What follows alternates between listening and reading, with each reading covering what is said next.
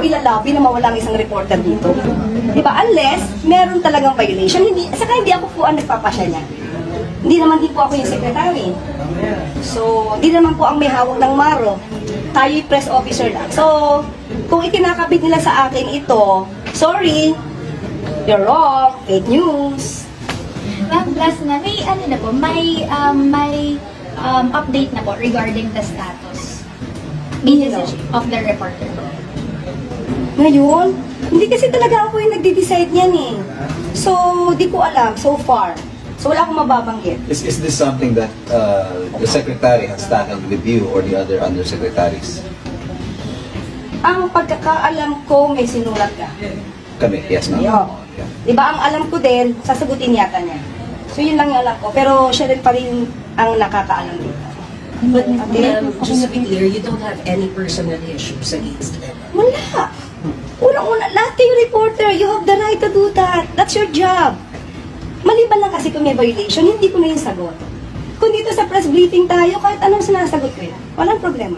Ito pong sulat ng Presidential Communications Office. Lumabas na sa pahayagan. Ano meron ba sa mga pahayagan? Ayun, no? At totoo, ayun sana natin talakayin ito, Sen, eh. Kasi ang pagkakaintindi natin, dapat ito po internal sa pagitan po ng Net25 at saka ng Presidential Communications Office. Sumulat po kasi sila sa atin hong Chief of Reporters na hinihiling na ang ating reporter sa Malacanang na si Ate Eden Suarez Santos ay mailipat daw po ng ibang beat assignments, Sen. Bakit daw? Sapagkat si Eden daw po ay meron yatang di umano ay mga paglabag sa protocol sapagkat naisa yatang mag-ambush interview kay Pangulong Bongbong Marcos sa isang event. Kaya yun po ang ginamit nilang ground para sumulat daw po sa ating himpilan, Sen. Teka muna, yung protocol na yun ay dumaan sa public hearing. Lahat ba ng mga pwedeng makisama sa isang kalipunan na reporter at kung saan sila dapat maistasyon, alam nila ipinaliwanag yung protocol na yun, alam nila lahat. At pumayag lahat. Actually, wala namang dito tanong, kundi ito'y parang mensahe na pinadadala sa lahat ng mga himpilan ng radyo, telebisyon at mga reporters na nagko-cover ng Malacanang, Sen. So, bakit naman, baka naman lumalabag na kayo sa press freedom pag ganyan? May ganun ba? Kung minsan kasi, may kinakailangang itanong talaga at hindi mo naman talaga mapipili yung oras. Lalo na yung pagkakataon, doon mo lang nakita halimbawa yung taong gusto mong tanungin. At talagang gusto mo namang itanong yun sapagkat bahagi ng tungkulin mo. Hinahabol mo talaga yung may mga ano yung reporter eh. May mga oras, may mga deadlines. At siguro, isa sa kanyang assignment ay kailangan nating magkaroon ng ganitong reaction mula sa taong ito. At ang deadline niya, yun ang panahon na nakita niya. Paano may pagbabawal yun? Parang may nilabas silang videos yan eh. Kung hindi ako nagkakama, ito ata event sa Tarlac, tama ba, Anderson? Na parang may papakita ba natin? Lalo ko nilabas din nila eh. Sa bakit sinasabi mo, merong protocol na bawal ang ambush interview sa ating Pangulo? May ganun po, na pakiusap sila na kung maaari, wala tayong ambush interview, maliban na ang gustuhin ng Pangulo na yun naman pala eh. Bakit ayaw ba ng Pangulo na ma-interview siya? O sila lang ang gumagawa ng paraan? Baka naman ang Pangulo nakahanda namang magpa-interview. Sila lang. Yun ay sinasabi ko, yung protocol ba na yan, pinag-aralan, at yan ba'y sinang-ayunan ng lahat ng mga reporters na may kinalaman dyan? Parang yun ata kasi request yun, Sen eh. Parang protocol, request basically. Una ako, personal. Kung hihilingin nila si Eden Suarez Santos ay ilipat at alisin doon. Paano natin gagawin yun? Si Eden pa naman ang pinakamatinik nating reporter. Yun na nga po. Paano ko isa-substitute yan? Saan ako hahanap pa? Napakahirap namang kumuha ng reporter. Alam mo naman ang reporter natin, taon na ang kanilang training dito. Hindi naman ganun kadali na basta ka na lang maglipat. Saka hindi ganun naman ang patakaran. Bakit naman ako? Kauna-una ang pagkakataong pumunta lang ako sa Senado para lang makita ko yung espasyong binigay sa akin para sa aking opisina. Dalawang bagay kasi ang pinunta ko ron, merong orientation doon sa Finance and Administration. Ipinakiusap nila sa araw na yon, magkita lang kami noon at saka yung staff na pangunahing staff na nilinya nila, magkausap-usap kami at saka makita ko na yung aking opisina. Yun lamang, wala naman akong ipinuntang ibang bagay doon. Pinipilit akong, hinahabol ako ng isang reporter. Talagang hinahabol ako. Sabi ko, sandali lang, sabi ko, aakyat kami, pupunta kami doon sa fifth floor kasi gusto kong makita lang yung space. Pwede po ba akong pumanhik din? maghintay ka na lang dito, sabi ko. Alam niya siguro na magkakahiwa-hiwalay na kami. Tinanong pa rin niya ako. So talagang mapilit. Ayaw ko talagang magpa-interview. Tsaka na lang sabi ko kasi pupunta lang, nagmamadali kami. Pero pinilit niya. Ano po bang masasabi niyo tungkol pa rin sa impeachment?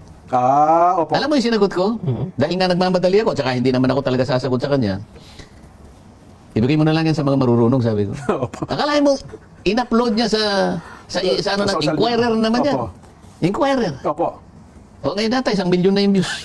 Yun lang mga sinabi ko. Yun ang sinabi ninyo. Hindi, ibig ko sabi, kaya nga ayaw ko magpa-interview sa kanila eh. Opo. Nagagamit lang nila para lumaki yung views nila. Ang aking ipinangako sa sarili ko, pupunta lang ako doon sa network na nire-respeto ko.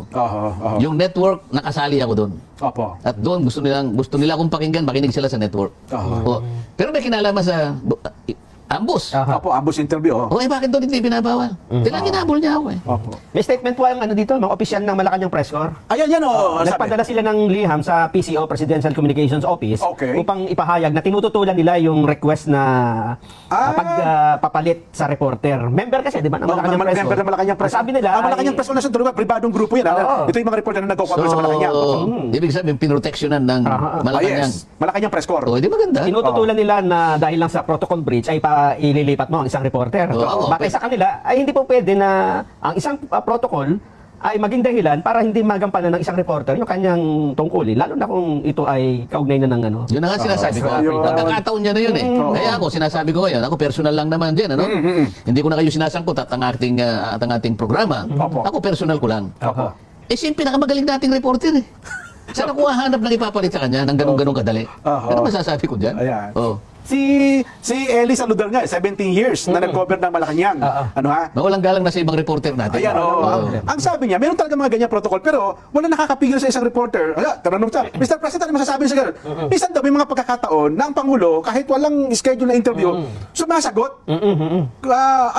Lumalapit sa mga reporter. Panahon ni FBR, panahon ni ERAP, panahon ni GMA, walang nakaschedule. Yun po ang ano. Pero hindi daw po nagiging malaking issue sa kanila yon.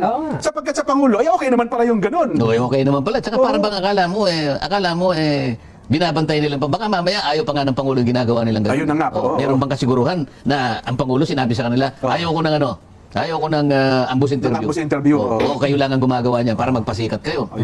Nakala mo, pinoprotection yun pa. Ba't mo hindi niya kailangan ng protection, magtatanong lang naman. Ayun na nga po. Tsaka depende naman sa Pangulo kung ayaw sumagot di ba? Kung sasabi ng Pangulo ayaw, hindi naman niya papasinin Nagkakalokohan nga dyan minsan, di ba Nelson? Minsan tayo mga reporter, pero hindi naman to sa Malacanang. Hindi ka pinansin, in-stop ka, Biruan na lang natin yan, pero ibig sabihin, depende pa rin sa tao. Kaya naniniwala ako talagang magaling si Eden Santos Suarez. Pinangingilagan siguro. Diba?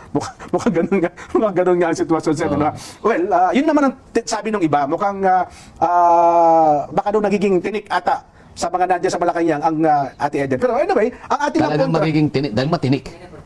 Bayaan mo na yan, Ang point lang natin dito, Sen, ang atin pong tanong dito, ang atin pong gusto iparating sa kanila, ang akala kasi natin, internal ito, sa pagitan po ng PCO at saka ng net, ng news. Pero ang problema, nilabas kasi nila sa news eh. Yun ang mali nila. Kaya sila ang wala sa protocol. Diba?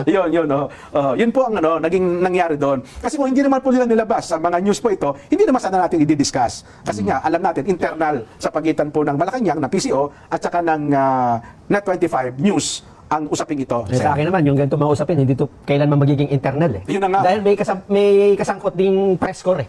Puro report. Mapipigilan mo ba lahat niya na... Hindi, ang point lang ata doon, hindi naman ata nila pinaalam din sa press corps, Malacanang press corps, na sumulat sila sa Net25. Malalaman yan. Kaya nga sila naging reporter. Yan, nandyan na yan. Ang problema yan dyan, halimbawa, pinalitan mo, di ba? Sigurado ka ba na mas... Baka man yung ipalit dyan mas maraming tinik. Plano ata ako yata. Saka parang wala sa hulog yung ganun eh. Bakit? Ba't ka namimili, di ba? Ano bang problema? Yun na nga po. Di ba? Kapag pinadala natin ang isang reporter natin, yun, andun ang tiwala natin. Bakit kayo ang magsasabi na palitan namin? Ayan. Di ba kami? Dapat yung nagpadala, yun ang merong discretion na palitan kung saan na siya gustong ilagay. Yan. Hindi kayo ang magpapalit. Totoo. Kahit suggestion lang, parang hindi tama. Hindi pa rin tama.